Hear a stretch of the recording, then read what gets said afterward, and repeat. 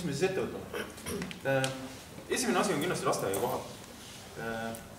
Täna Keila valla rahvas õnneks on tegelikult,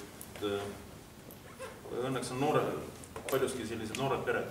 Ja lasteaiakohad tegelikult on teema. Lasteaiakohad näiteks siis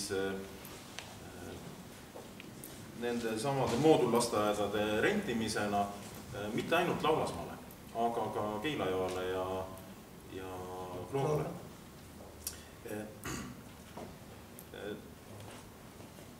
Mis veel?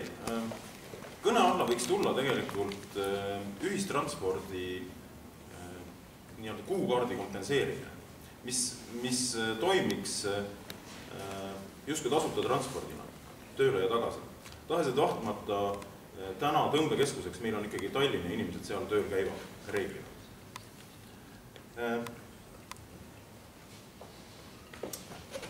Mis veel?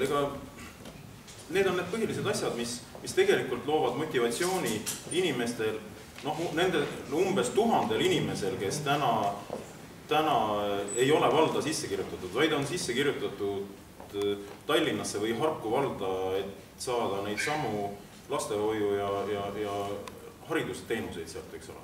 Et need on need asjad, mis loovad tegelikult motivatsiooni siia ennast sisse kirjutada. Vesi ja kanalisatsioon loob elutingimused, aga tegelikult sellised teenused nagu lastehoid ja transport loovad motivatsiooni valda sisse kirjutada, et saada valla poolt pakutavaid teenuseid. Meil on veel aega 1 minut ja 10 sekundit. Kas tahab keegi lisada midagi? Mina tahtsin lisada, tegelikult üldiselt ma leian, et meie piirkonnas võiks olla parem koostöö ettevõtjate ja vallavalitsejate vahel, mis tegelikult looks üldse nagu soodsama keskkonna selleks, et siia hakkaksid tulema investeeringud. Et me kasutaks ära selle super ilusa loodusressursi ja selle piirkonna võlu ja ilu. Ja me saaks selle enda valla heaks teenima panna. Läbi selle tegelikult võidavad kõik, võidavad need samad elanikud ja tuleb siia elanike juurde ja kasvab valla eelarve. Ja veel 30 sekundit. Anna komponentidest, tingime suuremeelselt. Väga meeldiv. Suuremeelsus on kindlasti see, mis ka valla juhtimises alati kasuks tuleb.